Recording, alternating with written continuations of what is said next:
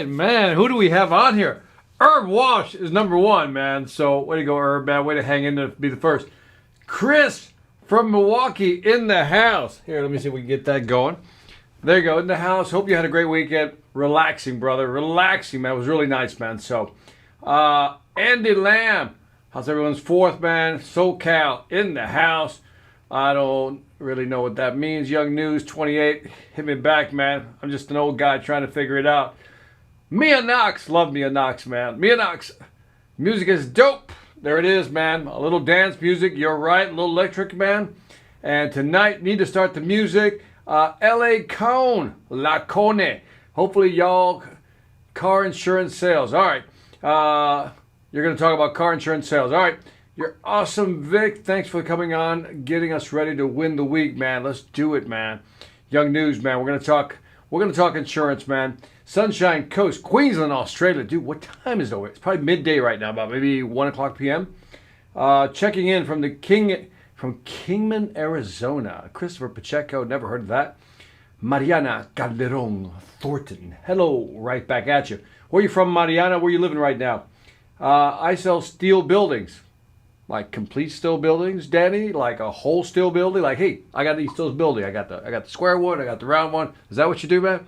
All right, just messing with you, man. Courtney G, what's happening? Boom, my man.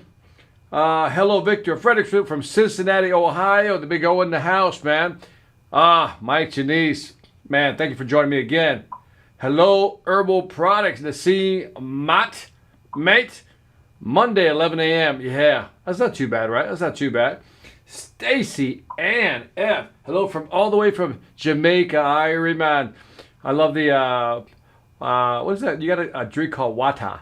W-A-T-A. I thought it was brilliant marketing, by the way. Hi, everyone from Manila, the Philippines, man. Amazing week. Uganda. Lugemwa Nicholas. Did I get that right, man? Lugemwa Nicholas. Anita Gupta. How we doing, Anita? Diego Zemovchek from Buenos Aires, Argentina. Hermano, did I tell you that we lived in Argentina for 2 years? We lived right outside. I had the office right there in La Capital Federal, but we lived outside in a place called Pilar. Let me know if you've heard of it, man. So anyway, Anita, again, welcome. Let me know where you're from, Anita. Always good to hear from you. Silvano Leonardo, the bridge coach. Hello, Victor from Mexico City. Silvano, what's the bridge coach? Que está vendiendo puentes. You selling bridges? What's up, man? So let us know what you do, man. And by the way, the more you guys interact with each other, I always think that's a cool thing, man. So do your thing. All right. Well, so this is your night, man. So Diego, what? Oi told. Don't know what that means, Diego. But hit me back again. All right, man. It's your evening, man. So we can make this a short version. We can make it a long version. Let's begin the questions and answers. So I'm here to answer questions for you guys. We're going to do that. You told me that you lived in Buenos Aires, so you know that. Great, Diego. It's a beautiful place, man. I hope things have gotten better over there politically, man. So we were there when the peso and the dollar, I think I told you, was still 1-to-1. So I know you guys are going through some stuff right now. But I guess everybody in the world is really. So anyway, any questions that you guys have, now is the time to ask me. So again, if you guys don't have any questions, I'm just going to go downstairs and sip some wine and just watch some. I'll binge on a Netflix something. By the way, you know, I was on Netflix and I was watching, if you watch Dark, like D-A-R-K, let me know if you've watched Dark, by the way. It's Dark, D-A-R-K. It's a confusing movie, 3 seasons. Subtitled, again, very confusing movie. But anyway, all right. Here we go. Mia Knox is stepping up to the plate first. She's not bashful. Why is it that women always take the initiative first sometimes, guys? You just lost out to Mia Knox. Herb Walsh, I'm really disappointed in you. If you were the first one on, you should have been the first one with the question, Herb. You missed out. Anyway, all right. Oh, there's Herb with the question finally. Hey, you're a little late, Herb, but we'll do Mia, and then we'll come back to you. By the way, real quick, we got Tahir Parawala. Let me know where you're from, my friend. If I don't remember, if you've been here before, again, bear with me. What do you think about taking price increase on anything? What do you think about taking a price increase on anything? I just had this conversation with a friend of mine. In fact, he was on the one of my live streams about maybe 2 or 3 live streams ago, Mia. and they're doing they're selling pools, and they're doing killer business. So he was asking about price increases. So I don't know if that's what you're asking me for, Mia, but if you're doing price increases right now, if the demand's there and you could increase your price, obviously I would. The question then becomes, by how much? Now, it's worth noting, Mia, that there's something called, and again, I'm giving you a very general rule of thumb here. There's something called a just noticeable difference, a JND. So this stands for just noticeable, I think I spelled it right, just noticeable difference. And a just notable difference is they've done different tests, and again, tests vary, but on average, they said people will begin to notice a price differential, at least be impacted by a 5% price differential is the level they found that people start noticing that there's a difference in pricing. And so one of the things I would do is right off the bat is if I can nudge my price up 5%, I probably would. So let me know if I've answered your question, Mia, but it's an interesting question, but be more specific and maybe I can help you more. All right, Herb, what you got, Herb? Herb, number one on the stream here today. Why do so many businesses struggle with understanding their own sales and strategies? That's a heavy question. It's a good question because I know what the question behind the question is that it's very fascinating how, let's break it up, Herb. Let's have some fun with this, right? We got entrepreneur. By the way, these guys, if you go to their website.com, they sent me this shirt about a year ago. I love this shirt, man. They got some great shirts. I got the other one calls something Action is King. So great company, man. So anyway, what I was going to mention is that if you're an entrepreneur, right, small business owner, let's just say an SBO, small business owner, and then you're, let's say, an enterprise, large corporation. Here's what I found, that typically these two groups right here don't have any sales processes. They don't. And what's even more interesting, when I come over here, by the way, on this one, I would say if I were to pick a number, just kind of finger to the wind, Herb, about maybe 1/3, I'll say 1/3 of the companies actually have a sales process. When you come over here, it's more like 50% that have a sales process. So I think people do take it seriously. But for some reason, you know what blows me away about sales and sales strategies, Herb, is that if you think about it, this is really fascinating. If you're an entrepreneur, small business, or enterprise company, think about all the money you spent trying to develop a product, then trying to manufacture that product, then all the capital investment to manage that or manufacture that product, then the amount of marketing dollars to push it, right? Then let's talk about general sales and administration, which is setting up an office, hiring people, getting people on board, paying salaries, all to sell this one product. And then where the rubber meets the road, they just don't do it, which is the sales piece, right? It's always fascinating to me that they spend all this money on buildings, pretty offices, hiring the right people, spending money on marketing, putting in the right capital equipment. But when it comes to sales, which is what really drives business, they don't invest a lot of money. And it's very interesting. It's fascinating to me because I think, Herb, a lot of it's intangible, and maybe that's why they don't invest in it. Or they hire people and they assume that they should be able to sell on their own. My point being is that they don't invest in sales training or sales strategy. And so I've always asked the question, why don't they do it? I mean, they know they need it. And a lot has to do with, Herb, I don't think they know how to do it. They've been either selling easily, or even if they're, in the process of selling, in a difficult situation, they don't trust their sales process. Most managers, when they manage salespeople, don't have a good sales process. And so I think it's fascinating, your question, because I know the question behind the question is that, well, why don't they have a sales process? Why don't they have a sales strategy? And I think a lot has to do with simply it's laziness. To a large extent, it's laziness to put a process down.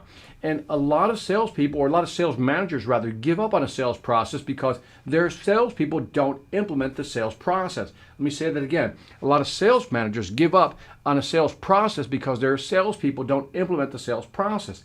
But then I always ask myself, well, why don't they implement the sales process? Well, first of all, you have to have a great manager. Second, the manager has to incentivize people to actually use the sales process.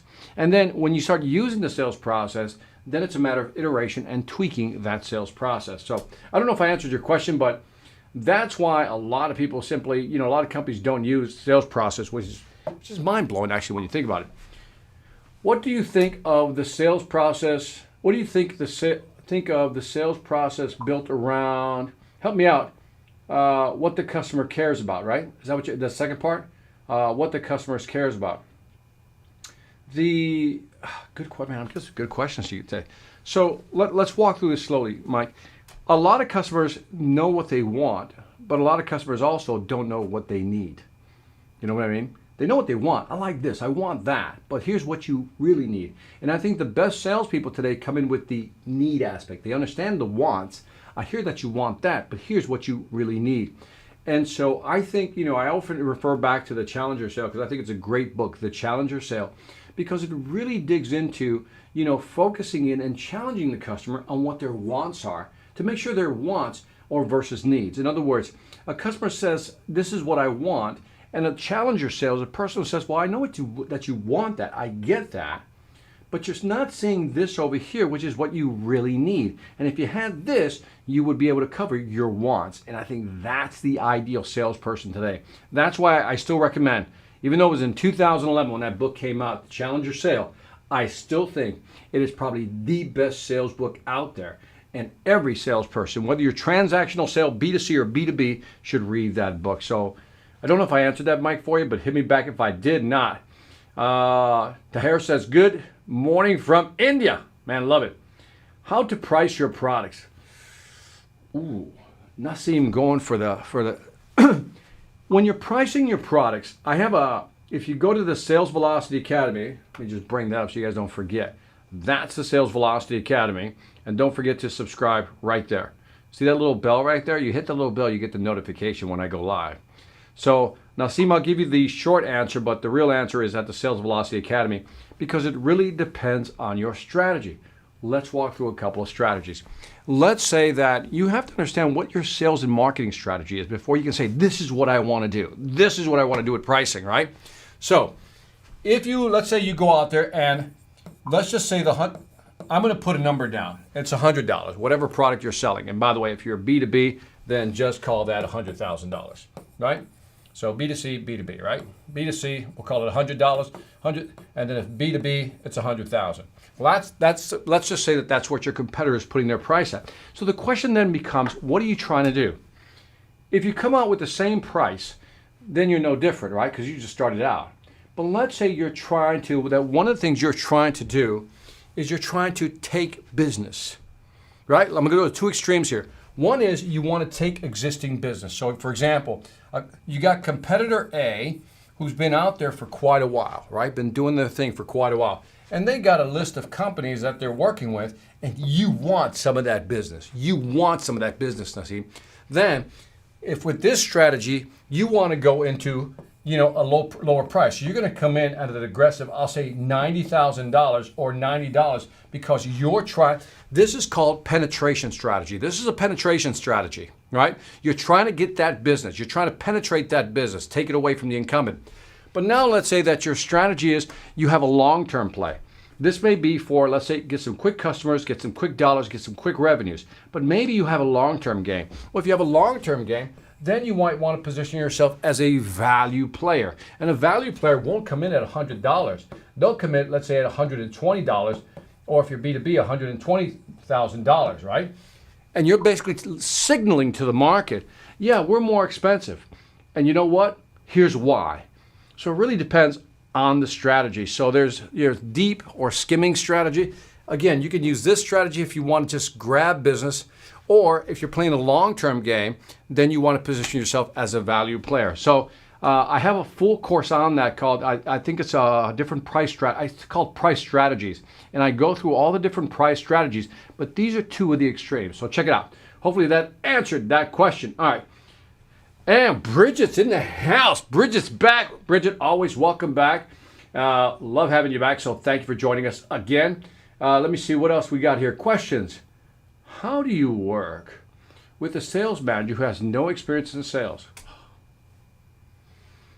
Why do you mess up my evening, Chris? Why do you mess up my evening with a question like that, Chris? Why would you do that to me, Chris? I don't want to be unprofessional, but he only sees, is there part B to this? He only sees, how do you work with an inexperienced sales manager? That's really your answer. I saw the second part here. How do you work with an inexperienced sales manager? All right, the best way to do this. I've seen this. I've lived this. Trust me, it's hard. You know what's worse than an inexperienced sales manager, Chris?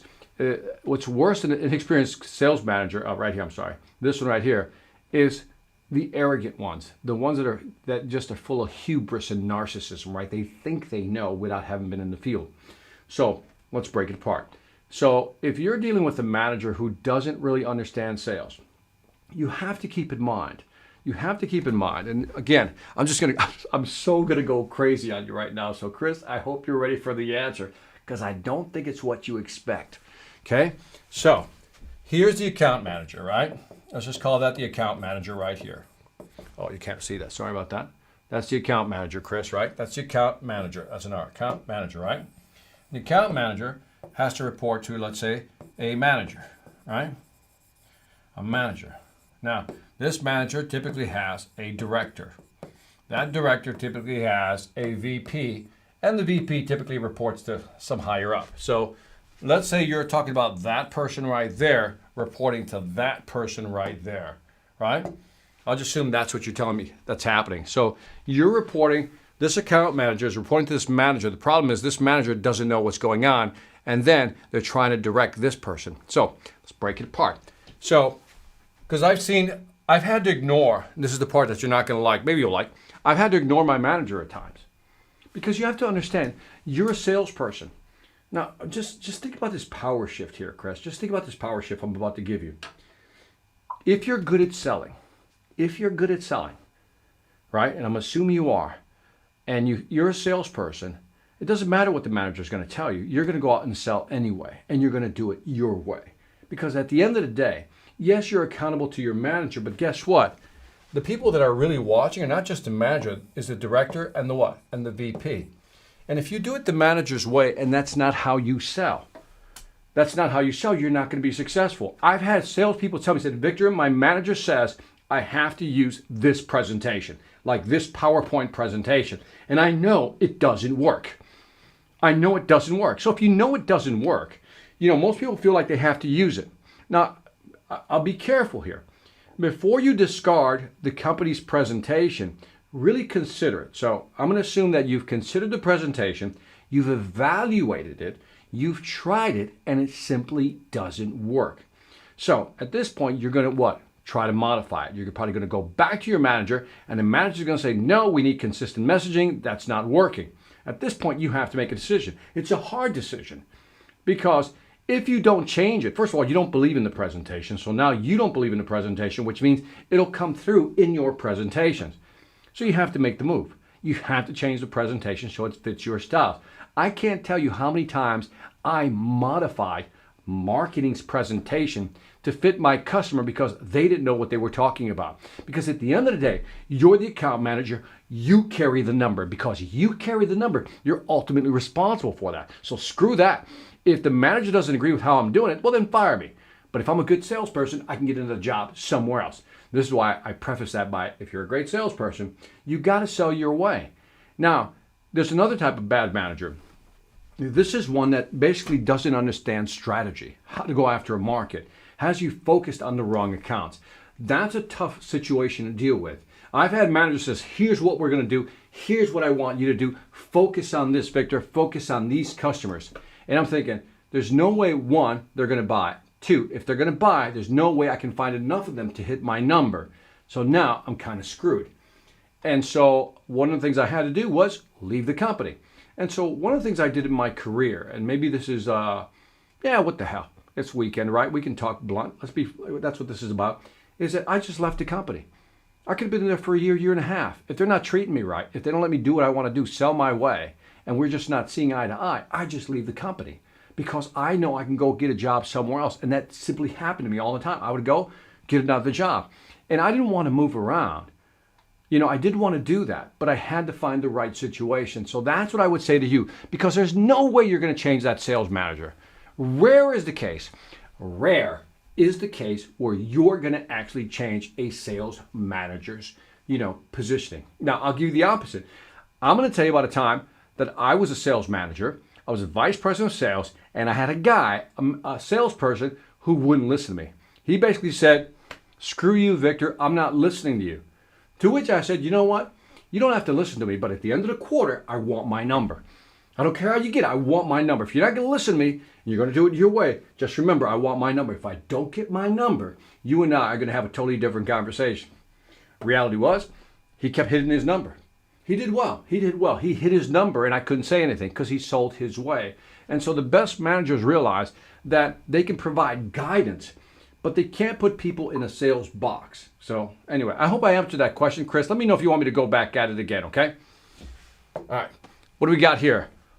I loved your last Sales After Dark about pay structure. I work in the mattress and furniture sales, and we use a combination of spiffs and salary. There you go, man. It was good. By the way, if you didn't see the last one, you should go see it. It's about compensation programs. It's not so much how you design a compensation program. That's one way of looking at it. If you're a manager, how do you design a compensation program? Right, Christopher? But it's also, if you're a salesperson, how much should you expect to get paid? And I showed you some salary ranges, right? Like I think, I forgot the company that was just, do I still have that graphic here? Hold on a second. I might have that graphic where I was just blown away by how much these, let me see if this is the graphic. Look at that. Let me just take this off. Let me just take you off here. Look at these numbers, man. Aptus, base salary of $93,000. Tell me they don't value their clients. Look, average additional pay, boom, $100,000. Salesforce, what's up with $29,000? I don't know about that. And then look at over here at the average compensation. But look at the top line. I like looking at this. Aptus, which I assume is a technology company, $175,000, man, in compensation, man. So don't tell me you can't make money in selling. Don't tell me. This is why I do this. I'm telling you, you can make so much money selling. If you learn how to sell, which is probably why you're watching this, right? If you learn how to sell and you sell well, you will always have a job. I know I've said that 100 times. I'll keep repeating it till day's end, right? Because if you know how to sell, you'll always have a job. That's why. Why not learn the skill? Why not learn the skill? Which is why you should what? Join that right there. But in seriousness, being able to sell is one of those portable skills that you can take anywhere. So if you decide to work for a company, great. Just be a great salesperson. If you decide to start your own business, great. You can sell your own product. So, by the way, Christopher, thank you from the for the feedback, man. Greetings from North Cali, the mountains. Isaac, man, welcome, man. My man, Victor Tan. Now it's a party. Him and Mike, Janice, and Brian. I didn't see Brian on here today, man. So anyway, hey, man, how you doing, Victor? Good to have you on here, man. All right, Inkle John. Dude, you're killing me, man, with the spelling here. John. I always think that's an unusual name. John with an H. We spell it, John. All right, hello, Victor. Right now, here in the Philippines, entertainment industry is really struggling because of lockdown, so there are only online seminars and events. What can you advise them on the entertainment business? Boy, that's a broad question. I'm not backing off, though. I'm not backing off from you, man. So, one of the things that's happened with this coronavirus is that we've been forced to pivot, right? People have been forced to adapt. I gave you guys, I guess maybe 2 or 3 live streams ago, my story that I had a lot of speaking gigs. And around March, when it really hit here in the U.S., man, it's like poof, nuclear winter, man. It's like all my gigs canceled, man. And that was like 80% of my revenue, right? And so immediately, I just pivoted to digital, right? This right here, having a conversation with you, is part of my digital strategy. And I can discuss that, in detail, but this allows me, one, to communicate with you, but the more content I put up, the more I make myself known on the digital space in the internet. Believe it or not, I generate leads from these type of events. And so I started hitting my Sales Velocity Academy real hard. I started doing more online coaching, which I'd never really done. I didn't like doing online coaching because I was always traveling. But now I got a list of clients who I'm doing coaching with. And by the way, if you're interested in me being your coach one-on-one, go to my website, victorantonio.com, and check it out. So what I had to do was pivot. And I was talking to a couple of friends of mine today, and we were talking about how we basically pivoted our strategies. So now, back to your question, Inkle. If you're in the entertainment industry, and it's such a broad topic, right? Because you can be an actor, you can be a DJ, you can be a musician, and so forth and so on. I have a friend who is a musician, and he plays guitar. And one of the things he's doing right now is he's building his online courses for playing guitar, because there's always a market for people who want to buy courses on how to play guitar. And so that's one thing he's doing. So he's doing that, right? And I think that's huge because today you can build your own online academy. It takes time and you got to have great content.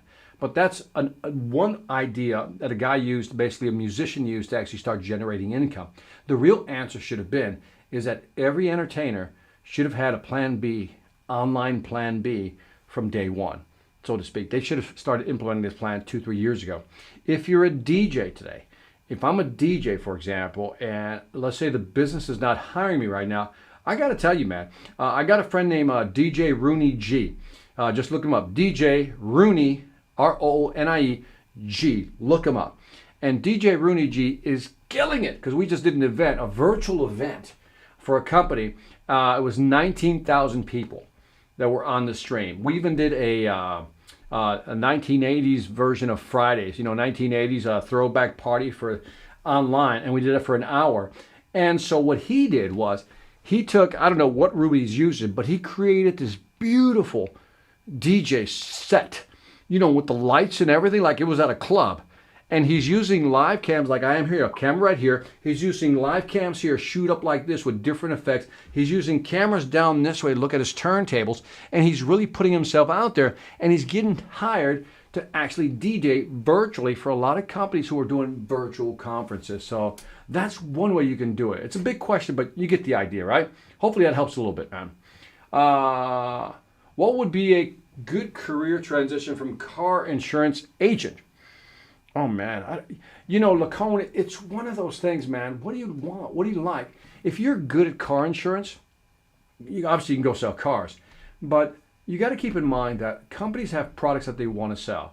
And let's say that you don't have a lot of sales experience, right? Maybe you have, and let me explain what I mean by that. You either started, you're new in sales, that's one aspect, but maybe your background, your knowledge of different products or different services is not that wide. So if I'm selling, I'm looking for a good compensation plan. That's why I talked about the last, I think Christopher mentioned the last live stream. You should really watch the last one where I talked about compensation, getting paid. And what you want to look for is a good base plus commission, right? And then sell a product that you like. Notice I said you like, because for those who were on the last live stream, I said you don't have to love what you sell.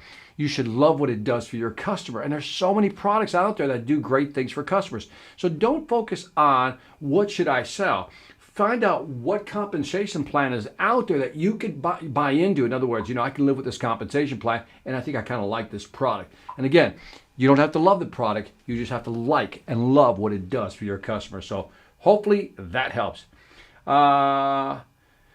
Chris put a little flavor. Who's never been in sales before, more of an operations. Chris, dude, I'm telling you, I've lived this nightmare. So one of the suggestions I would give you, if I may, now that I know specifically what you're asking me, is that you take this person out into the field. Yeah, because sometimes they promote people from within. They come from operations. They come from manufacturing. I don't know. They come from somewhere in the company, and they've never been out in the field. They've never carried the bag. They've never had to deal with rejection, putting up with customers, showing up, and the customer doesn't show up. They've never put up with that. And so what I would recommend is take them with you in the field.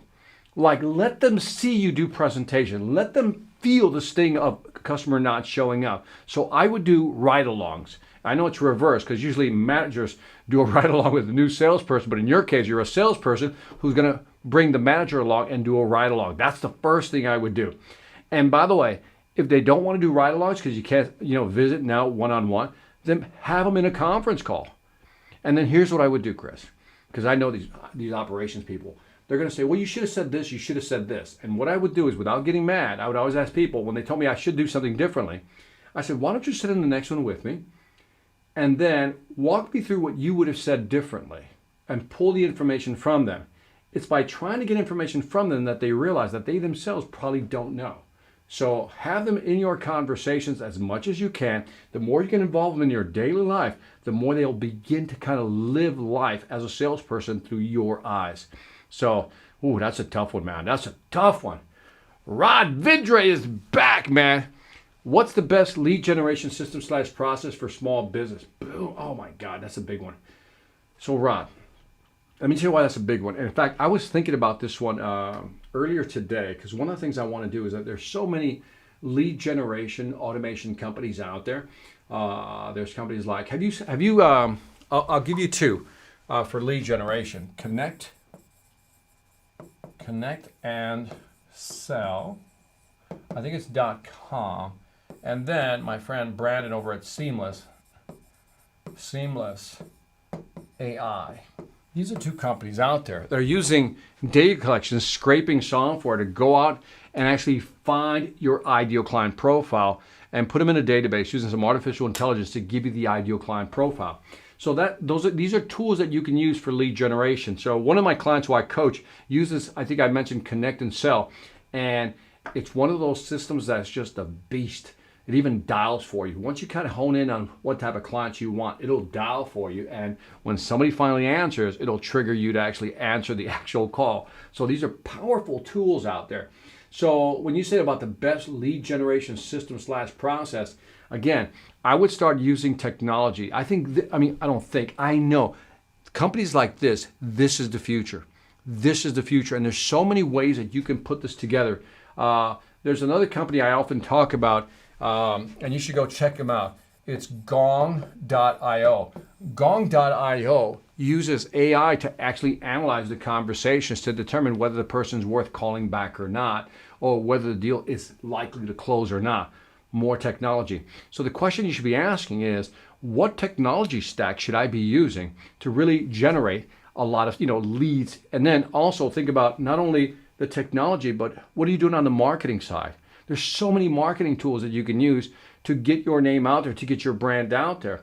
Keep in mind, Rod, that in today's market, people are going online and they're searching for information about whatever problem they're trying to solve. And if you're not out there marketing, you're not putting up white papers, case studies, putting up videos, blogs, vlogs, whatever it may be, you're missing out on an opportunity for them to learn about you. Because as they're going through the journey, the whole customer journey, which is online now, customers are finding the information for themselves and then reaching out to a company. So the question I would be asking is, how much content are we producing to really help form those preferences online? So let me know if that helps.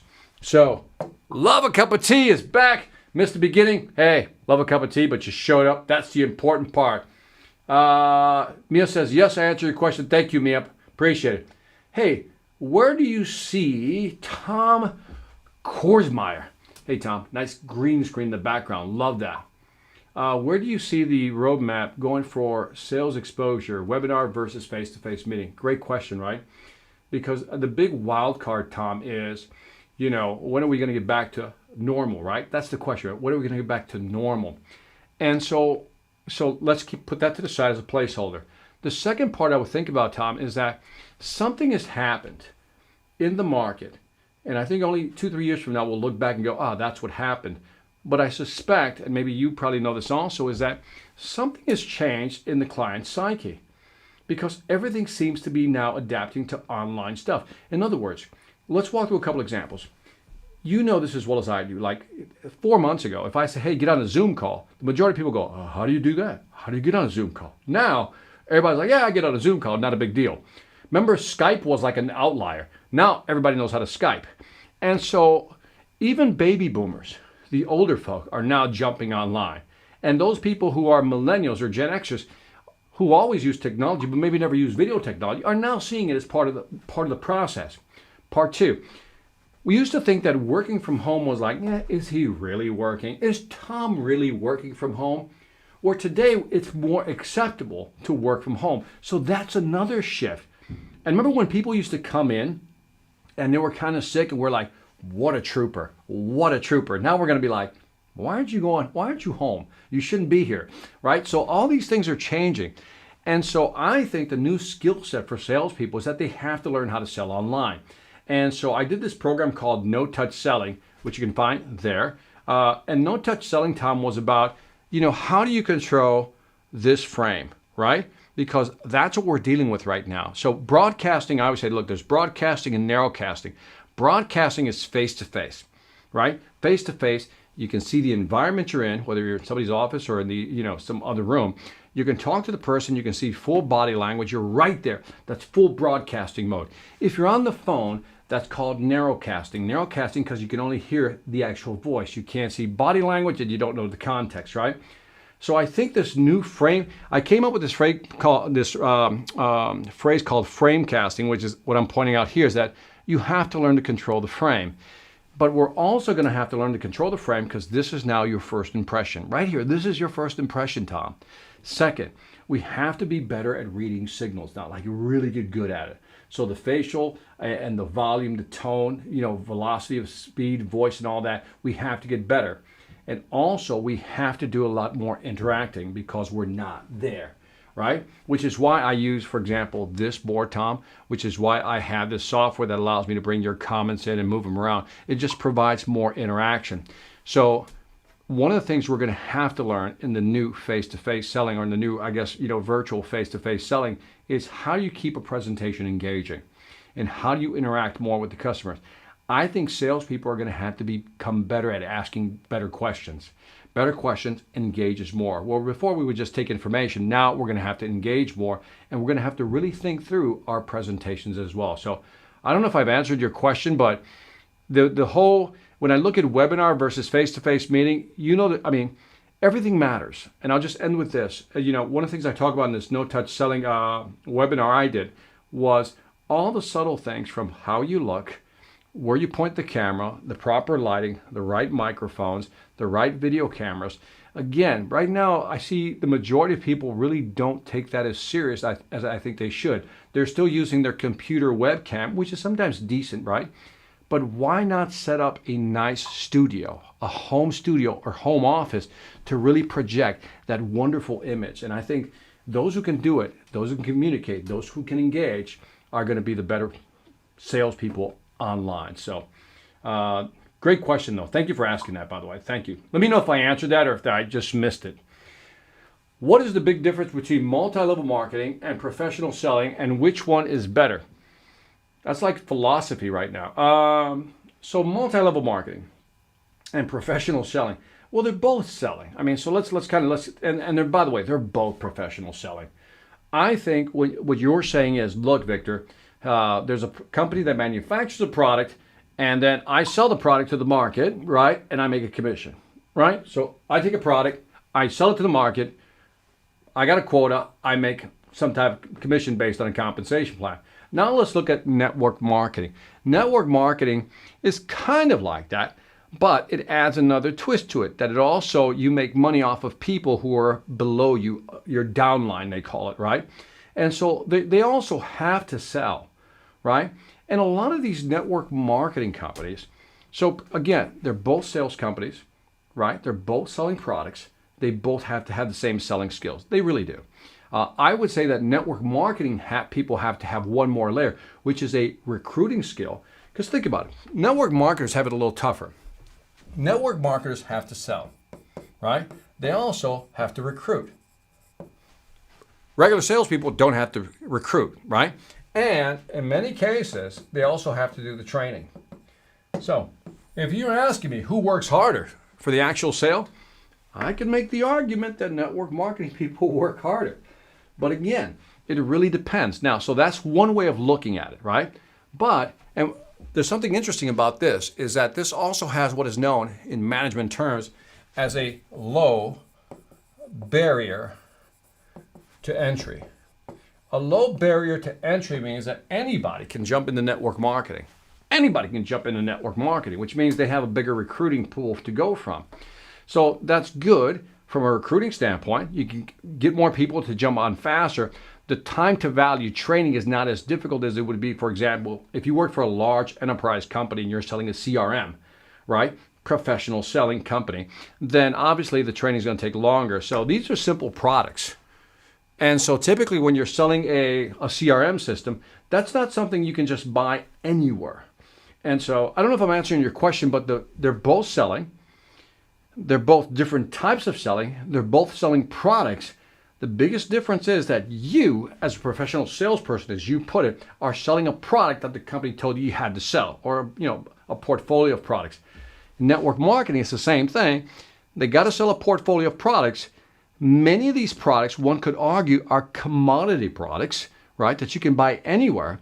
but they also have to recruit people and train people. So that's what network marketing people have to do. And then one can argue on the professional selling side that the commissions are better, and if you hit 1 or 2 deals, you can hit your number. Where on this side, on the network marketing side, as you're building your downline, right, people tend to quit. So you have a high churn rate because people can't be successful or are not successful in selling. So poor network marketing people have to themselves sell. Recruiting, they got a high churn rate, and then because they got a high churn rate, that means they're always training people. So this is not easy. But again, I don't see anything wrong with network marketing as long as it's not a pyramid scheme and the management company is really pushing the compensation plan down into the market. Now, the pushback I get from people is like, well, yeah, Victor, but I can get that product anywhere else. To which I say, you probably could. I just said it's a commodity product in many cases. But who would you rather give your money to? A large corporation or a family or friend who's actually selling the product? I always tell people, if you want to help people out and you know they're in network marketing, buy from them. It's a good way of helping them out, and then you're still getting the same product or service you get somewhere else. So keep that in mind. Let me know if I answered that question. That was a good one. I've never had that one. Mike Janice in the house. All right. Rod had a great question. That was a great question. So again, Rod, let me know if that worked. What would be your top 3 questions when hiring a salesperson? Do you look for experience and a growth mindset? Love it, man. Christopher, you're just on fire today, man. Just not letting me breathe here, which is in a good way, by the way. So one of the things I would look for, the biggest thing, is you want the right attitude, right? You just want that, you know how you're talking to somebody and they just seem to have the right attitude. I don't necessarily have to like them 100%, because we don't want to hire people who are just like us. That's one of the biggest mistakes we make in selling, is that we have to get along with people, like really like them. Like, I really feel them, I really like them. I mean, that's great, but I've had so many salespeople that I just don't want to have a beer with. But they're great salespeople. They have the right mindset. They walk in and they're all business. They know what they have to do, and they tell you, here's how I would approach a market. So one of the questions I often ask is, if you had to build or ramp this business up from 0 to whatever number you have, what would you do in the next 3 months? That to me is a great question. What would you do in the first 3 months? Or you can just go, tell me what you'll do in the first week or the first month. Tell me what you want to do. And then you listen for that. So that's the first one. So ask them what they would do. Number 1 what would you do in the first 6 months? By the way, I picked 6 months. It could be 3 months. It could be 1 month. You pick the number, right?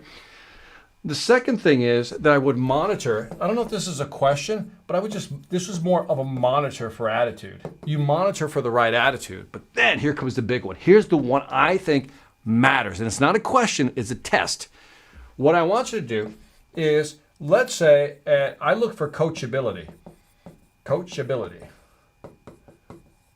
By that I mean, imagine I'm interviewing somebody, right? You're coming in, Christopher. I'm interviewing you. And I'm going to say, Christopher, I'm going to walk out of the room. I said, when I come back, here's what I want you to do. I want you to give me a 10-minute presentation. 10-minute presentation about the last product you sold and how you presented it. Or something. I can make that up, or I just give me an icebreaker, talk about yourself. But I'd rather say, tell me about the last product you sold, and then just talk about it and tell me how you positioned the value proposition and how you had a commitment question at the end, whatever you did. Just do a 10-minute mini presentation of your last product you sold. Now, they're going to do a 10-minute presentation, which will reveal a lot, Christopher. That 10-minute presentation will reveal a lot, because one of the things I look for is, can they present? Can they deliver? Because remember, we got content, but then we got the delivery system. The delivery system has to be there. And so I would look for delivery, right? And then I would say, look, here's a couple of things I'd like you to change in that presentation. One of the things I would have done that. I would have done that, and then I would have done that. Maybe give them 3 or 4 things, right? And that's, I'll tell you what, Christopher, I'm going to come back in another 15 minutes. I want you to do the same presentation, try to incorporate some of my changes, and then let's see how it goes. I can simply say, just do that presentation over again, and let me see if you can get better at it. Because sometimes doing it the second time makes it that much easier, right? And the person will go, okay, great, I'll do it again. And then I'll watch to see if they tried to incorporate anything I told them. As a manager, that's big for me, because my job is to correct behavior. And your job as a great salesperson, in my book, is beyond selling great stuff, is to make sure that if I say, here, I want you to do it this way because I know this way works. I've tried it. It's been tested. Do it that way. So look for coachability. That would be the big one. So hopefully I answered that question. Tarun says, big question here. Victor, can you suggest, due to the pandemic, some businesses had to expand their product line. Now, how should they create demand from primary products, which has become second priority for a customer? So, can you suggest, due to the pandemic, some businesses that had to expand their product line, and now how they should create demand for primary products? Now, how should they create demand for primary product, which has become second priority for customer? I don't know if I understand that, Tarun. I think I kind of get it. I've talked about how the pool industry is on fire, like swimming pools is on fire, right? Windows on fire, roofs on fire. Anything that has to do with residential, these markets are on fire. Look at Netflix, on fire. Look at Zoom, on fire. So some companies are actually benefiting from. The question I would ask is, I would look at my product line and I would ask myself, how could I reposition some of these products given the current environment? I mentioned to you is, I can no longer, 80% of my business was doing live speeches, live workshops, gone. There's no way. I mean, there's no way I'm changing anybody's mind because there's no way I'm convincing people to come back into a room. It's not happening. It's a dead deal. So the first thing I had to acknowledge is, boom, that's dead. I can't sell that. I can't sell my workshops anymore. I can't sell my keynotes. I can't do it. There's no way. So I have to face that reality. And then I said, okay, now what can I sell? All right. Let's do the online stuff. Let's do the coaching. Let's do the academy. Let's do all these other things. And all of a sudden, now I'm getting invitations to do virtual keynotes, virtual workshops. And all of a sudden, that's become my new business. If things continue to go the way they're going right now, in a year from now, maybe even a year and a half, on the outset, a year and a half from now, I'll probably be making more money online than I would live because I've pivoted my business. And so without really knowing your business or what the products are, I would ask myself, if something's dead, the first thing you have to acknowledge is dead. Live workshops, live keynotes, for now, it's dead. As soon as I acknowledge that, I close the door, don't think about it anymore. Now what do I do? And then I start thinking about what other products I could sell. So let me know if that helps. Did my best on that one, man. Let me see. Rod is back again. What are the best questions or methods to filter out a real buyer from a tire kicker or stroker?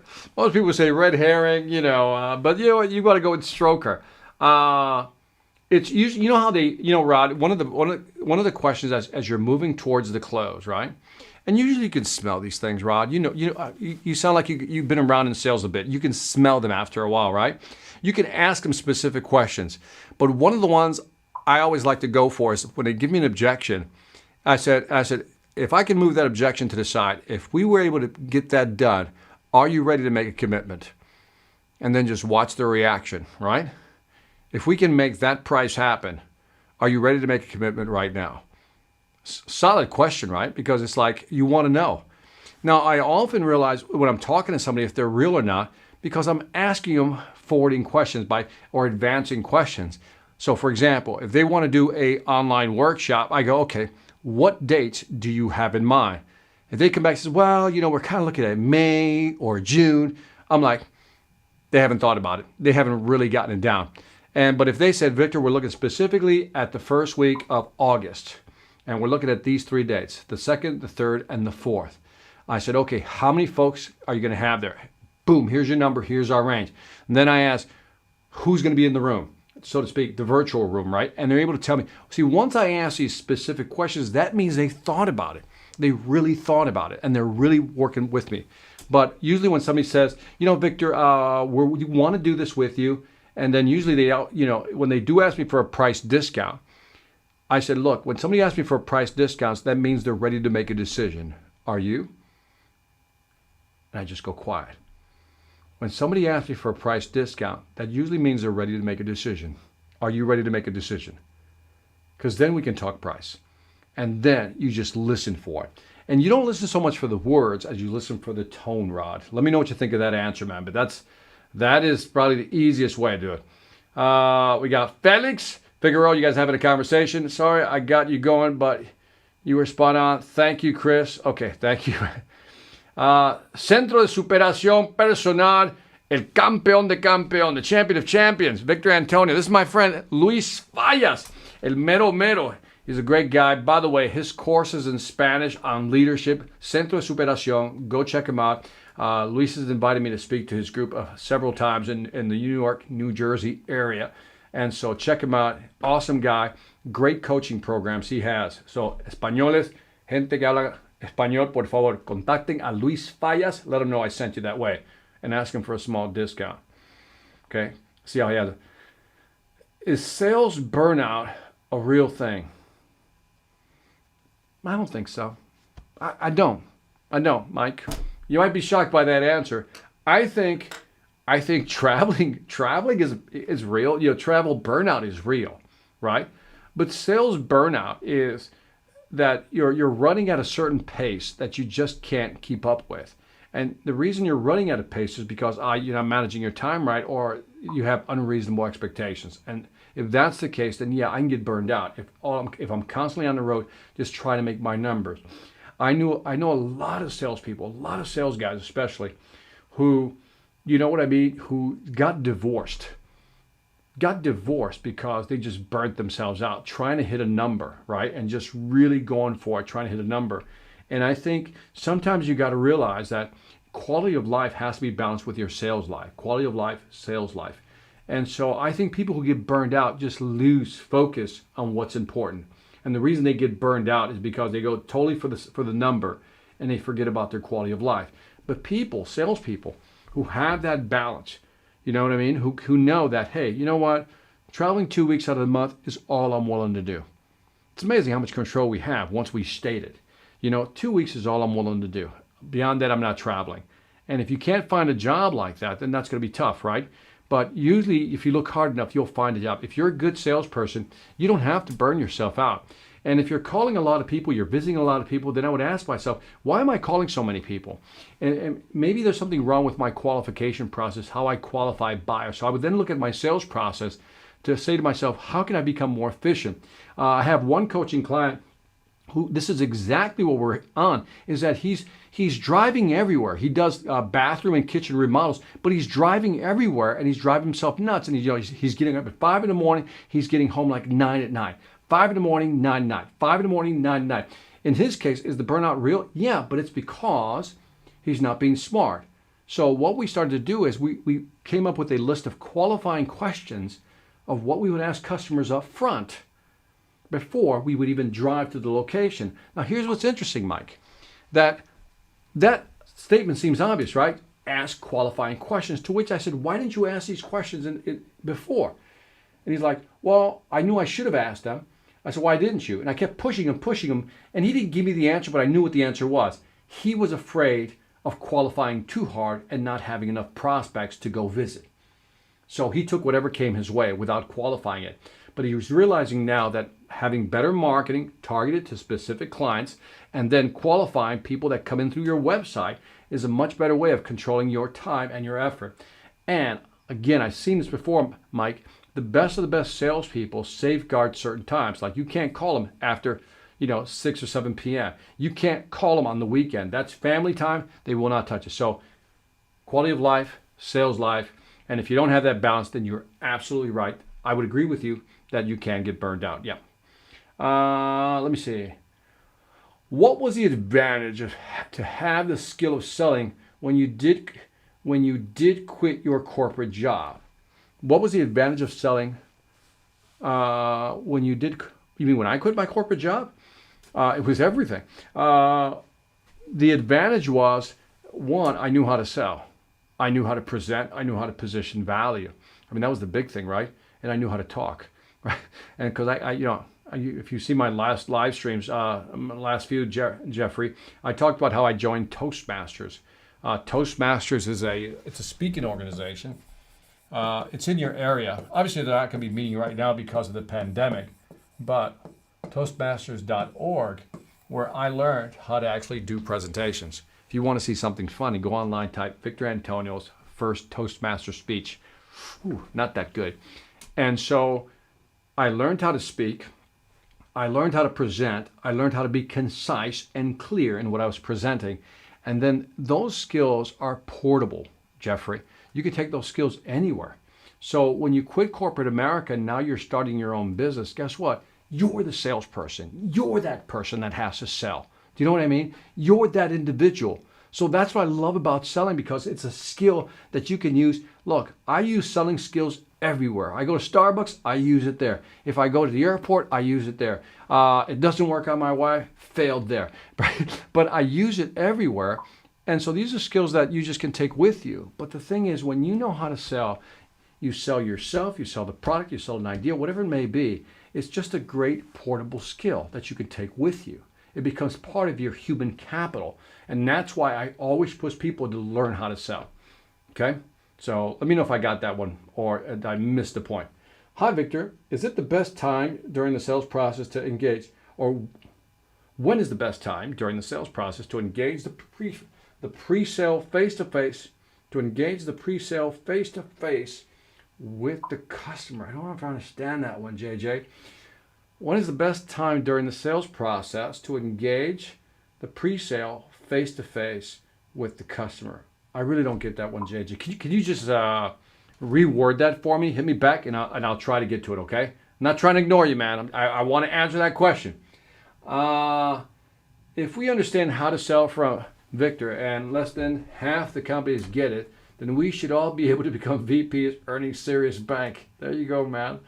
Hey, I'm telling you, you learn how to present. I can't emphasize this enough. People think I say this just to kind of just sound, that I'm being flippant or I don't mean it. I'm just, having fun with it. But I'm telling you, if you know how to present, you know how to deliver message, you know how to really watch an audience, you know how to kind of, say the things when you need to say them, you will always have a job and you will always be able to position whatever you're trying to sell in the most effective way. I'm not guaranteeing you 100% close, but I'll tell you what, it's going to be up there and people will want you. That's the thing. When people see that you know how to present, you know how to talk. And by the way, when you see me do it, when you see me on stage, if you watch my videos, maybe I make it look easy, right? And I've had people say, well, you make it look easy. But it's not. I walk around the house. I've said this before, practicing. I'm like this, walking around the house practicing something. Using I'm doing that. And my head, I remember there's so many times I lay in bed just thinking about it. The night before I speak anywhere, I literally lay on the bed like this and just run through the whole speech. And I'm just doing this in my bed, just talking to myself. So I'm constantly practicing it. So again, that's all it takes. It's that commitment, that will to want to be good at selling. So try that. Bridget, what do you got, Bridget? What do you got? I struggle with phone scripts to use. The company I'm affiliated with provides one, but it's not effective. It's not effective, I think. I'm in the life insurance sales, and we now have to speak via phone instead of in person. And so the question you're asking, I think by the way, I'm going to do probably maybe next Sunday, Bridget, everybody else listening, I'm going to do, there's a book that was written by, recently re-released by Art Sabacek. I think I got his last name right, called Smart Calling. And so, I reached out to him and I said, you know what, I'm going to feature your book called Smart Calling, which is all about smart cold calling. And you want to stay tuned for that one. I think I'm going to do it next Sunday because I want to prepare some notes and be ready for it. But I'm going to do a whole hour, maybe we'll go 2 hours on that one, Bridget. And we're going to talk about what to say, the do's and don'ts, the whole bit. Really dig into the whole, cold calling. The one thing I'll tell you right now is that just make sure you're finding your voice. Again, one of my coaching clients, one of his biggest problems was he was just saying the script and he was going really fast. And he was confirming, times to meet with people, to do an actual, Zoom call or Skype, but he had a high cancellation rate. And then one of the things I told him, Bridget, was slow down, man. Because sometimes we think we need to speak fast, and we do, but the brain is not processing it on the other side. And when you slow down and look for those moments to inject a little bit of humanness, and I don't want to say humanity, but part of your humanness, if I can use that word, part of who you are into that conversation, I think those are the best. And then we can talk about working the script. Again, next Sunday I'm going to shoot for that, Bridget. Just hang in there with me, okay? But right now, I need you to find your natural voice. In fact, reply back, do you think you're using your natural voice? And do you think you're aware of when you're talking? But it's like, when you talk about awareness, is that you're in the conversation, but you're aware of what the conversation's about. Let me know if that's happening. If it's not, that might be one of the issues you're dealing with. How do you sell consultative services without having someone copy your program? Hamad, they will copy it. How's that? They will. They will. But here's the thing about it, Hamad, and don't get mad at me. Just don't get mad at me. I'm going to say this, but don't get mad at me. Let's be honest. A lot of the content that's out there isn't original. It's not. I can look at your content without looking at your content, and maybe 90% I could probably find somewhere else, right? The other 10% may be original. But keep in mind, Hamad, that what people are buying, people are going to copy. You can't stop that. But at the end of the day, time reveals all fakers. There's a lot of people, for example, who do sales training, right? Never sold anything really, but they're sales, they read a couple of books, and I've seen my stuff copied and lifted so many times. I used to get mad, now I just don't. Now I just go, that's a nice compliment. Because at the end of the day, what people realize is when they talk to you, that you're the differentiator. If you were into my past live streams, I've said this before. We've reached what they call the equality of quality. Products are almost the same. Quality-wise, they're almost all the same. And because products are almost all the same, Hamad, you become the differentiator. It's how you present the information, how you have that conversation with the customer. That's what I would focus in on. I would focus on being a great questioner, asking great questions, providing great insight. That the customer goes, every time I talk to Hamad, he just seems to come at it from a different angle. That's what people are looking for. So people will copy your process or attempt to copy it. But at the end of the day, not that many people will copy it, and I still say they'll buy you in the end. So let me know if that helps a little bit from a brain. You just got to get past the whole thing that people are going to copy you. When I first started doing videos online, people say, Victor, why are you giving your content out for free? Not only are you giving it out for free, people are going to copy it. To which I said, that's probably true. They probably are they're getting it for free. They're probably going to copy it, right? But the reality is that I move at a certain speed. So you can try to copy my content. I don't care. Copy my content because guess what? I'm already on to the next piece. And after a while, what happens is that it forces you to really be on your game, right? To really be that person, to really learn stuff. And after a while, a lot of people, fakers, just fall off, man. So I wouldn't worry about it too much, Hamad. I would just be you, man. Just focus on selling you. PM Explore, Evening Explorer, I'll take it. What can one do to develop a sales strategy for nonprofits where there is a shared value with the people/business who may not engage direct with your service? I've worked with nonprofits in the past, and I think one of the biggest mindset shifts that nonprofits have to have is that they're in sales. And I know they don't like that. They don't like that, right? Because, nonprofits, 501(c)s type of companies, they're like, we're not in it for the money, Victor. And I get that. But at the end of the day, we have to sell an idea. We have to sell a vision. We have to sell something. So I think one of the biggest challenges you have with nonprofits is to convince them that they are in sales. They are in sales. They're in denial, pure denial, right? They're like, like there should be something for nonprofit people, like Alcoholics Anonymous for people who deny being in sales. Sales Anonymous, maybe, right? That you got to first convince them that they are in sales. And so to develop a sales strategy for nonprofits where there is a shared value with the people in the business who may not engage direct with your service. That part, I don't know what you mean by that, who may not engage direct with your service. I still say that if somebody doesn't buy my service, let's say I'm a nonprofit, I have something that maybe you're not going to buy, but maybe you would want to give me some money for, because that's what we're doing, right? If we're a nonprofit, what are we trying to do? We have a shared idea of what we want to do. We need to go out to businesses to see if they'll give us money so then we can serve whatever community we're trying to serve.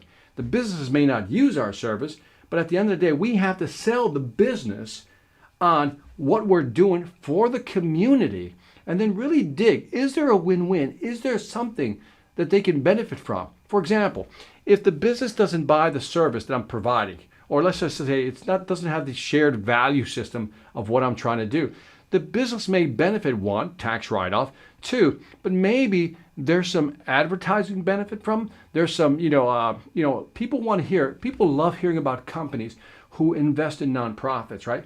Who are into philanthropy. So then you can convince companies, maybe you can tie that. if you can demonstrate to companies that through philanthropy, your company, they'll have a better image towards the public and therefore maybe increase their sales, maybe they'll buy into it. So find a way. So people who don't buy your services directly or engage directly, as you say, find a way to say, hey, by donating to us, by giving to us, by giving us money for our cause, here's how I can help you right back. And it could be like maybe making new connections, new networking. Because sometimes people join, philanthropic groups just to be able to be part of a network where they actually meet other people just like them. So you've got to find a value for them, okay? Because that's what they're thinking. Why do I want to give you my money? I can give it to somebody else. Why you? And if you can come up with a great value proposition, again, it doesn't have to be financial. Maybe it's just positioning in the market. Maybe it's just perception in the market, like they're seen as a very wholesome philanthropic company. Then maybe that will sell them on the idea. So hopefully that helped, man. VDK, Krish. Hey, Victor. May I know why people employ, even some amateur business people, hate salesperson/department? People are ready to work some delivery jobs, something can drivers. So I'll answer the first part. I don't understand the second part, but the first part is why. May I know why people, employers, even some amateur business people hate salesperson/department? They hate salespeople, BDK, because they just have the wrong image. The media portrays salespeople as, we don't care about you, we just want to sell you something. We don't care if you like what you get, we just want to take your money. That's been the perception. You got, movies like Glengarry Glen Ross. You got movies like Boiler Room, right? Arthur Miller's story, Death of a Salesman. All these movies are about these slick salespeople who are just trying to take your money, reach in your pocket and grab your money and give you no value.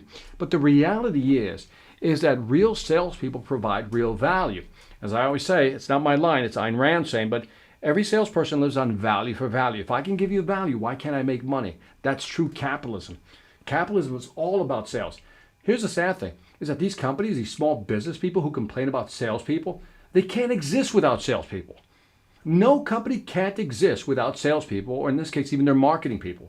They can't. Marketing people are in sales. They're in denial too sometimes, by the way. But we're all in sales. But it's interesting, managers, people, HR people, lawyers, I don't know, they complain about salespeople, but the reality is salespeople are the only profit centers in any business. And they're bringing in the business that keeps people employed. All right, Felix Figueroa, can you break down a quick way to get the prospect's attention before they become a customer? Are we talking about the phone? If we're going to talk about the phone, let's do that on Sunday, okay? But there's so many ways to do it. I mean, if you're talking online, you can do it through articles, through videos, through some graphics, some postings. Remember, people want that, I didn't know that piece of insight. Felix, that's what they want. They want something to go, I didn't know that. See, if you can shift their brain to get them to think about something they haven't thought about, then they're going to want to do something. They're going to listen to you. And I think too often we're just too lazy to come up with these things or sit down in a room and just really think about it. What will make people go, that caught my attention? That's what you're looking for. So Felix, for example, if you have a girlfriend or you're married, just think about, how did you catch her attention? What did you do? What was your opening line? I don't want to know. Right? But you get the idea. It's how, joking aside, it's how do you grab the customer's attention? But it has to relate to them. What can you say about their industry? What can you say about their business that would impact their revenue, their cost structure, or market share that would make them go, I want to listen to this person. They sound intelligent. The best way to know how to sell is really to listen to people who sell you. The next time you get sold by somebody, ask yourself, what did they do to sell me? Why did I listen to this person? And you're typically going to find out that they told you something you didn't know, they made you think differently, they challenged you, and they were nice about it. That's the combination. So hopefully that helps a little bit. Lacone, dang man, you nailed my situation. Right now I'm getting paid 20% commission on all premium. Okay, man, like I said, if you like that number, I like the number. If you don't like the number, I don't like it either. But they don't try to be a salesperson. It's 5 to 8. Well, yeah, that's what I'm saying. See, everybody criticizes salespeople, but nobody wants to be in sales, right? If you want to criticize sales, try it. Because, the image sometimes is like salespeople don't do anything. They just go around taking customers to dinner, playing golf or whatever. They don't really do a lot. They stay home. They don't even make calls. And I'm like, well, why don't you go into sales, right? And when salespeople make more money, they complain too. Why do salespeople make more money? Well, because they take more risk. They're out there getting rejected all the time. And by the way, when people talk bad about salespeople, I just shut them down. I don't even want to hear it. I don't want to hear it. So anyway, hopefully that answers the question. I get really irritated by that. Noelia Alcas. I work for a hospital job board, H Careers. It is expensive and I am struggling setting the value proposition. I think we talked about this one before, didn't we, Noelia? I think I remember you. We charge to post a job and other competitors like Indeed don't charge anything. How can I find the compelling reason for my prospects to buy from me? Interesting questions. Good question. So you're selling against Indeed, right, Noelia? And so Indeed is free. And so you're charging whatever the fee is, right? So then what I would ask myself is, this is a good example, you just got to think this one through. I would ask myself that as I'm doing this, as I'm trying to convince the person, I try to understand what is the HR person's problem? What's their pain? What's their pain, right? And their pain is typically, the big one is quality, you tell me if I'm right, of candidates.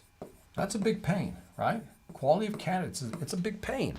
They're trying to figure out, I want quality candidates, Victor, because if I don't get quality candidates, I have a churn rate. People quit, right? And because I have a churn rate, that's also what? Going to cost me time and money. I'm just going to put money there, but it's time and money because, if I train somebody for 2 months, I just place somebody in the company, they train them for 2 months, they quit after 2 months, that's a problem. That's time and money, opportunity cost being spent. So I would begin framing my conversation like this already. Now, then I would pivot. I'm just kind of giving you my thought process. Then I said, look, you can go to companies like Indeed, right? Indeed charges $0, right?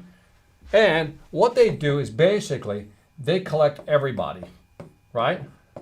And then I would have to figure out how Indeed actually filters their candidates. How do they filter their candidates? Because maybe I can figure out how we're an advantage there. You can position yourself as look, this is a catch-all website. They catch everybody. I said, H Careers specifically what? Specific for hospitals, which means we get the best of the best candidates. In fact, we rank them, da-da-da-da-da. So I would try to position myself as we don't try to do the catch-all. We're very specific in market niche. In fact, we're so focused on our markets, we know what the qualifications should be. You know what I mean? I'll try to figure something like that. If you hire somebody from Indeed at $0, that's great. But at the end of the day, if you're not getting quality candidates and you're having a high churn, how much is this costing you? So I would ask people, if you hired somebody today, and the numbers vary, for sale, I use the number for salespeople. The last number I saw was, if you hire a salesperson, just to train them, you're looking at $50,000 to $70,000. $50,000 to $70,000 just to train them. And that's not going to guarantee you that they're going to work out, right? And so let's say for the healthcare industry, that training somebody could cost, we're talking about overhead burden, their healthcare benefits and all that, could cost somewhere between, and I don't think it's an exaggeration, $25,000 to $50,000. $25,000 to $50,000. If you brought somebody on board and they left after 2 months, how much did you lose? $25,000 to $50,000. And then you lost that time as well, opportunity cost. And then I would just pitch it this way, Mr. Customer, isn't it better just to spend a little more to get high quality clients than to risk, using a website where anybody can apply? Because remember, the other thing is that they're getting quality candidates. They're also getting a lot of what? A lot of resumes. Now, I don't know, maybe Indeed, skims them down. I would have to know that. But do you get the idea? Notice how I brought it back to pricing and cost, and then in order to overcome the Indeed zero price. If, again, you come with me, we'll give you high quality clients, and I always ask them, how much time and money is that costing you? For example, when I do sales training and people say, Victor, you're too expensive, I go, no, I'm not. You're just looking at it wrong. They go, what do you mean? I said, then I asked them the question, how many salespeople do you have? What's your close rate? How many deals do you think you're losing a month? And then I multiply the number out. What's your average products, order? And I said, based on the numbers you gave me, you're losing about $500,000 every year. So trust me, when I say I'm bidding out, let's say at $20,000 for a keynote or a small workshop, that's a bargain compared to the $500,000 you're missing out on. And I have that type of confidence when I present it. So hopefully that helps. All right. Let me see. BDK, what'd you say here? Time's difficult to hire a salesperson when compared with other departments. Yeah, good salespeople are hard to find, man. I agree. All right, this one. Thank you, David Yee. Thank you, Mr. A. You helped me understand that my customer service skills were sales skills in 2003. I went from CSR rep to outbound sales lead to operations manager in 1 year from 30,000 to 133,000. Boom, man. Congratulations, man. Make that money. Love it, man. Love stories like that. My man, Michael Moore, the pool dude from Canada. No, not from Canada, Louisiana, right? If production output is neutral, but leads are up 150, 200, should you bring on another sales staffer to effectively run leads? Even though production continues at the same rate. Output is neutral, but leads are, yeah. I mean, you know what the tough part is, Michael? Is like on that one, by the way, what Michael's asking me is that, the pool business is just going nuts, right? So they're getting more leads, but again, they're limited in capacity, how many pools they can build and how fast they can build these pools. So the question is, do you bring somebody in to help you manage expectations? I think that's kind of what you're asking me. And the answer is, I think that's a great idea, actually. I don't know, maybe call them the sales expectation manager or something. But I think it might be worth doing. I would. Do you know what I mean? Because think about it, Michael. If I would run the numbers, like what does it cost me to bring one salesperson in just to manage expectations on the sales side? Because maybe customers are also willing to listen to you, Michael. In other words, imagine I'm the sales expectation manager and somebody calls in and I know that I can't even begin looking at their stuff for another 3 months. Right? So I have one of two options, right? Either accept it and just kind of maybe mislead them, which I know you won't do, or tell them to go find somebody else, which they probably won't find anybody else. But what if the sales expectation manager says, look, ma'am, mister, I said, right now the pool industry is inundated with da-da-da. All delivery cycles, all projects only start 3 months out. I said, you can go to other companies and that's fine, but they're going to tell you the same thing. So here's what we're willing to do. If you're willing to go into the 3-month wait period and wait with us, what we'll do is whatever the project may be, and what we'll do is we'll give you different terms or something, maybe extended terms or something, just to hold them. In other words, I'm buying time. I'm buying them to stay in. I got to give them something to make them want to accept a longer sales cycle or build cycle. Let me know if that helps, Michael. But I mean, I would try it, just to try to manage expectations. That's the way I would look at it. Oh, here it is. My fear is, second part, my fear is leads a rent being effectively being run because demand has accelerated. My fear is leads, I lost this part, being effective, being run because demand has accelerated. Okay, yeah, got to help me with that one, Michael. Maybe I answered your question indirectly. Oh, you said aren't. My fear is leads aren't effectively being run because demand has accelerated. Yeah. So what you're saying is that you're not managing the leads. And so I would do that. Call it, like I said, like a sales expectation manager or something. That might be an interesting model to run. I mean, I've never done that. That's my first thing. My first thought that came to mind is, how do I manage expectations? Because, Michael, right now, if I tell somebody 3 months, maybe, I guess, I don't know, a year ago, people would have been like, 3 months, are you kidding me? Now, because people know the demand is there, when you say 3-4 months, they'll be like, yeah, I expected that, right? And so maybe it'll be worth managing these leads and pushing the time frames out. You may be amazed that people would be willing to wait. Can you tell me, Michael, what's the average, from start, from, hey, let's build my pool, to it being done, what's your average cycle now?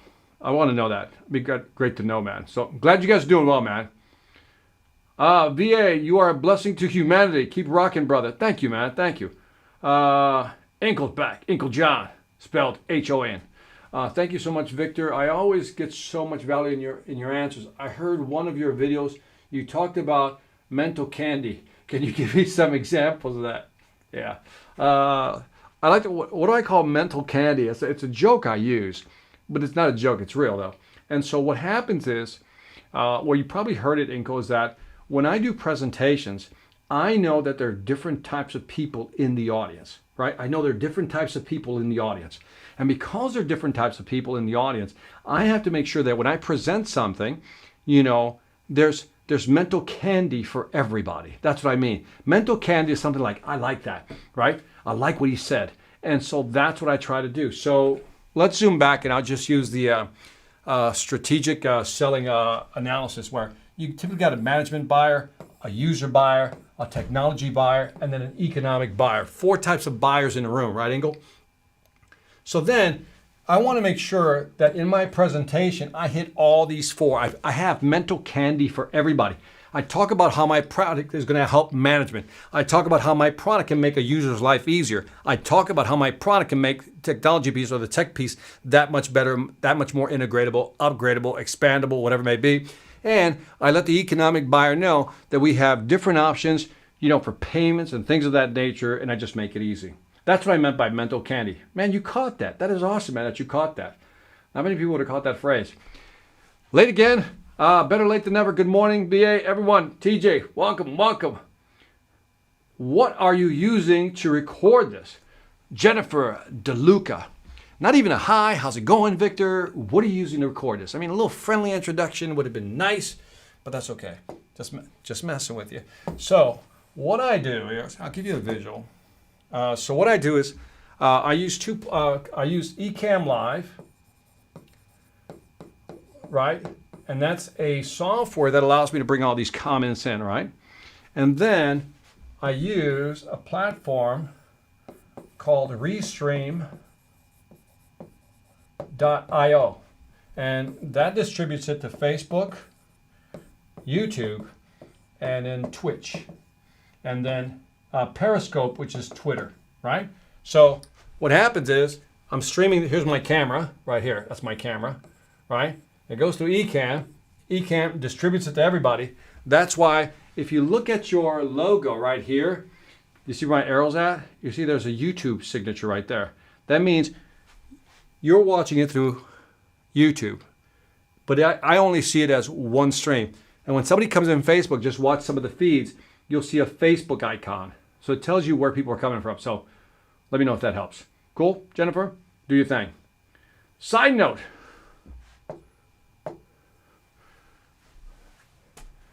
Are you hiring SDR fully remote right now? I am not, but thank you for asking, man. Thank you.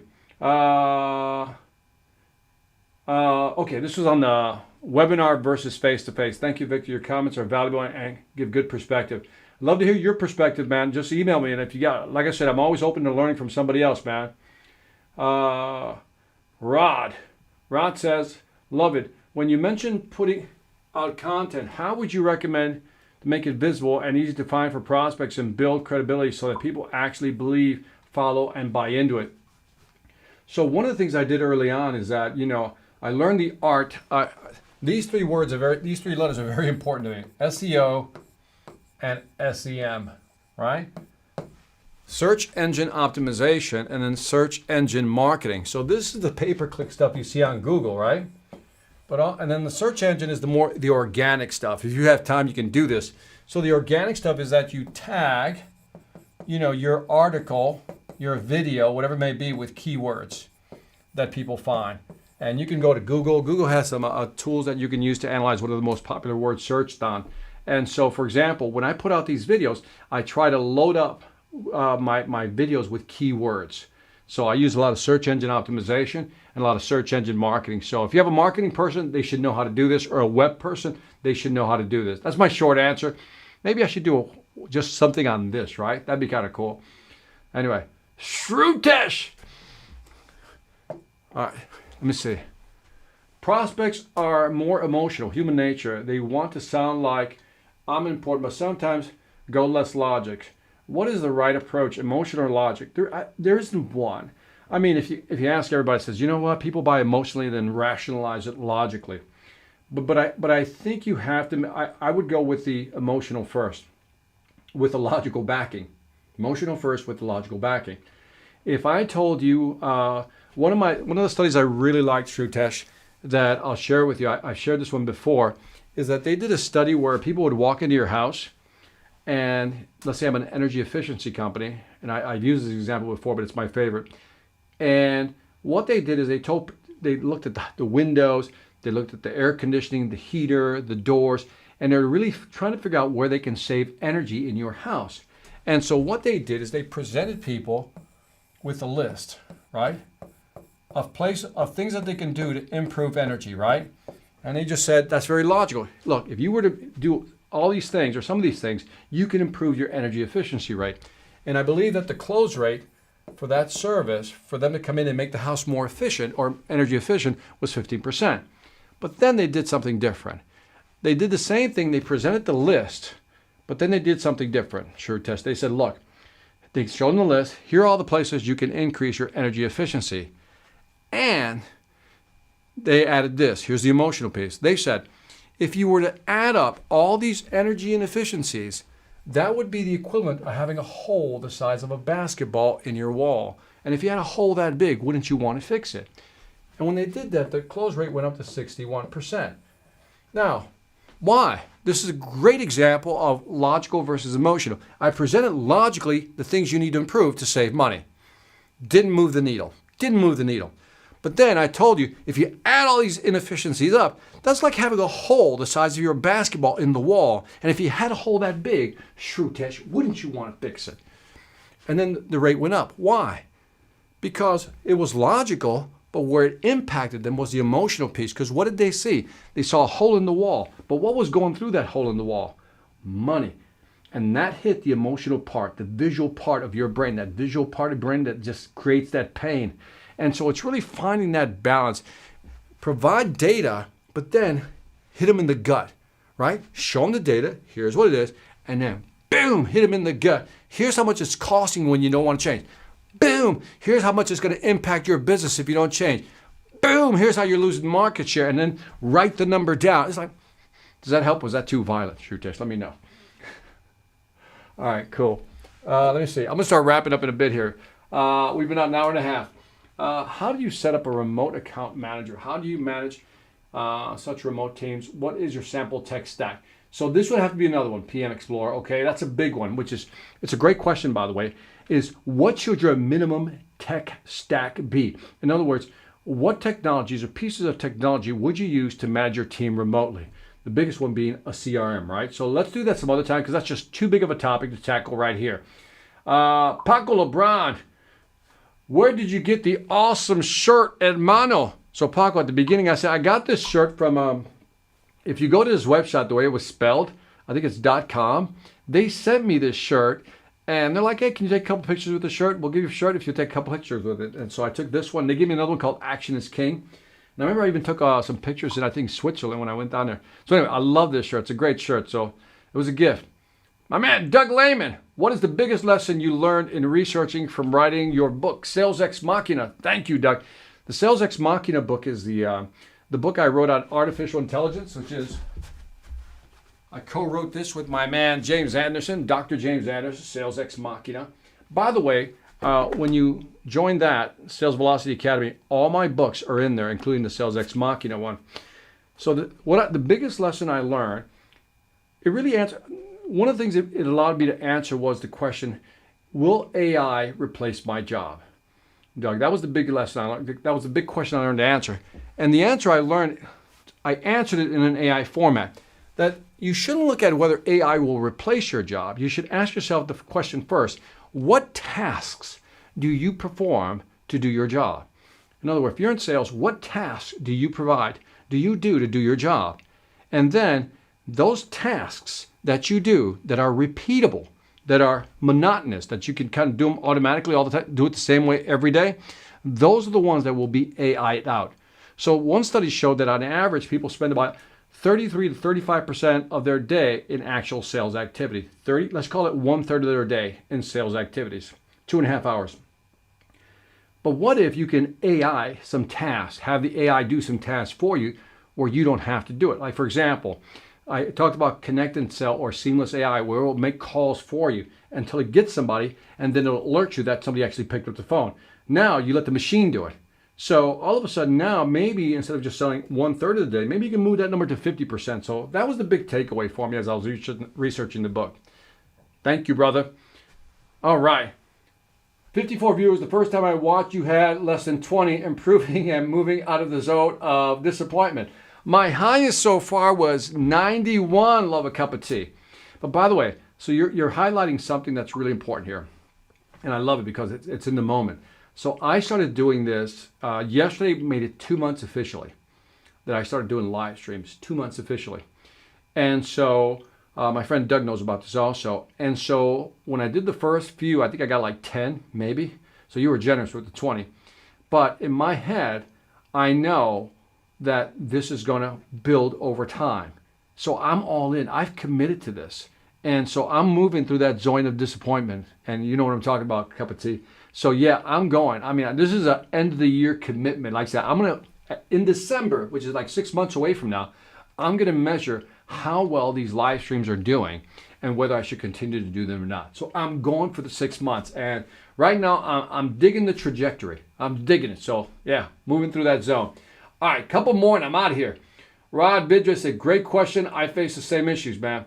All right. Jacob Small, how to get someone to buy your car instead of looking at another car? Oh, if you have them in front of you, here's what I tell people. If you have somebody in front of you, let me give you the short answer because it's kind of a broad question, but here's the specific answer. If you have somebody there and they didn't buy, there's something wrong with your presentation of your car, right? Maybe your price is out of range. It's not, because what people want to know is, remember, I always say it's certainty and anxiety, Jacob. Certainty and anxiety. And you need to increase people's certainty and reduce their anxiety. They'll pay a little more. We've all paid more for something, right? Jacob, you've paid more for something. When you know you feel secure with somebody, you have a high level of certainty, you feel good about buying from that person because you know what you're going to get. So one of the things I would look at is how much certainty am I creating when I'm talking to a client? And then, or am I causing them more anxiety? Because when people have an equal amount of certainty and anxiety, they're going to go somewhere else. So what you need to do is say, look, I know you're looking at this car. You may want to look at other cars.